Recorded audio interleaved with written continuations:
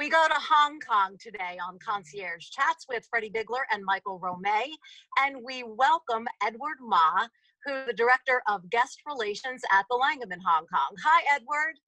How are you? Thank you very much. Able to get together. Can you set the scene for us there? What's happening right now during the pandemic? Okay, it's actually the last week we having the third wave of pandemic and heading us, and government is also encouraged that everyone is work at home instead. Currently, many businesses are locked down again, and social distance is applying everywhere, and require the government must be wearing the mask. You know, Edward, I even read that just recently for outside gatherings, it is limited to 2 people. Is that the case? Correct. And even when we are in the private area, such as like in the home gathering, it's also restricted. We are not able to invite the friends to come into my apartment. We have a very minimal colleagues can work every day, but luckily the government has been the scheme to protecting all the colleagues can be subsidized for 6 months, in which around $1,200 per month to giving for the colleagues. Good. Who are the guests at the hotel at the moment? Basically, since we are locked down, if the traveler, they don't have any Hong Kong identified card, we call the HKID, they will not be able to entry to Hong Kong anymore. But the hotel is place smart.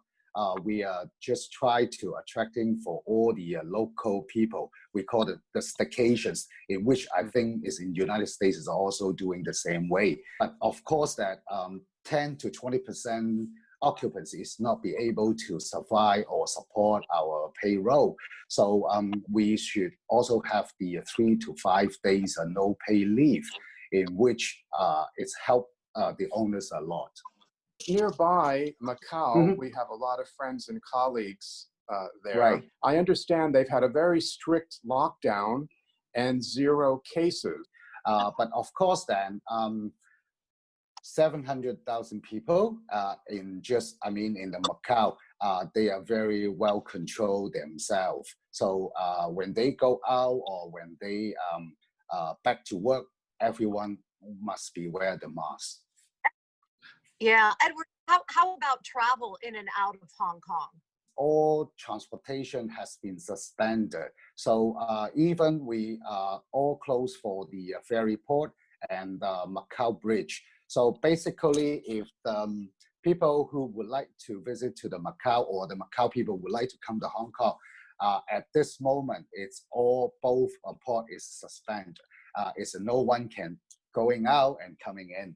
You know, Edward, Hong Kong has been having a lot of political unrest, just like here in the U.S. What would you want potential travelers to know?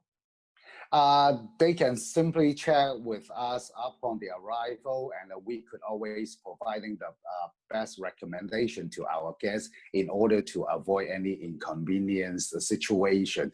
Basically, the concierge will be very place smart when they will asking the guests where they go, and we try to plan for the itinerary before they heading their destinations. That's smart. That's a great point. You know, Hong Kong is such a beautiful mixture of cultures. And you know, I've been there several times and I opened properties for the Ritz-Carlton, but also, you know, our flagship property is right around the corner from you, the Peninsula. Oh, yes. I heard Michael told me that you're from the Peninsula, New York, right? But yeah, how would you, as an expert, a city expert, describe Hong Kong to people who have never been? Oh, I definitely correct that Hong Kong is the mixture of the culture, where East meet the West. Iconic-wise, the Peninsula Hong Kong is carrying most of the luxury brand in Hong Kong, and there are the only hotel in Hong Kong owns the most Rolls Royce. As you know, they have our own yacht, the helicopters, and available for their guests, and using the Mini Cooper with the unique Peninsula Green Phantom as a courtesy car to bring their guests for the short distance. It's wonderful. And your hotel, the Langham, is beautiful as well. I mean, thank you very much, Dan. It's basically just a little bit highlight our properties that being Langham since the 2005, and we used to be the Renaissance Hotel, and after our management contract with the Marriott, then the Langham has been taking over, and after the Langham to run our properties, we did twice of major renovations. Edward, you've had a very extensive career in hospitality and our industry. Can you tell us a bit about your history, career, and what keeps you motivated in our career? Starting my career as a page boy, and several times, and I felt the concierge for me, it's a very interesting job in which I could have a meet all the people around the world and taking different challenge daily for both internal and external. I know Michael, each other is very long, and I think since we first met in the Washington, D.C., it was 2006, what I remember that. And I do very much enjoying, working with the people.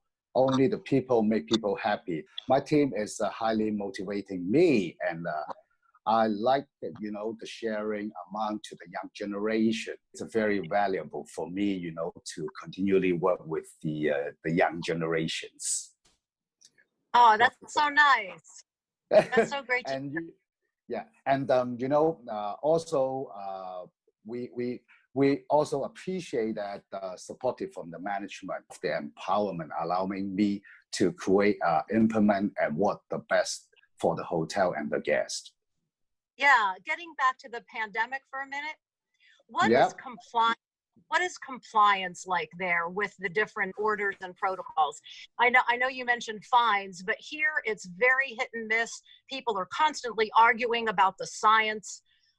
What's it been like over there?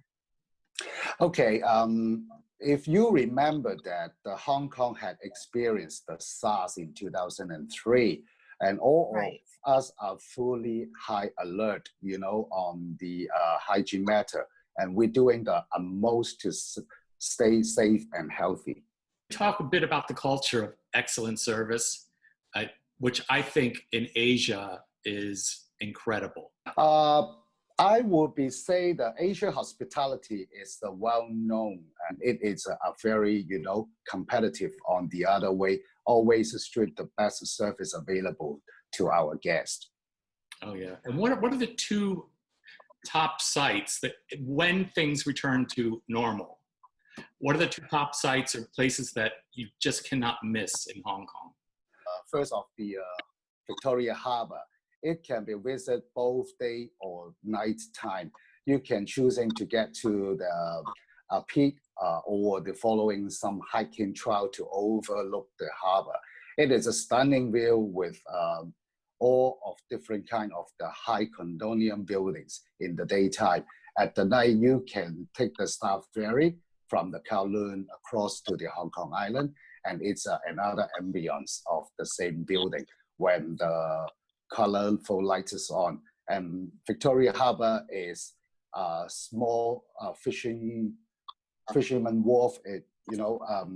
In Hong Kong nowadays, heart of the financial district in the Asia. And the Jaya Buddha, which is located in the Lantau Island, where is the airport located, and guests can take the world longest cable car, which is about 25 minutes ride to reach to the Jaya Buddha. The statue is one of the biggest 5 Buddhas in the China. Well, Edward, thank you so much for joining us. Good luck. Stay healthy over there. Yeah, this is my very honor to have you all, and I hope I could see you very soon, and stay safe, please. Thank you, Edward. Welcome. Have a nice evening, everybody. All right. Bye-bye. Thank you. Bye-bye. Bye-bye. Bye.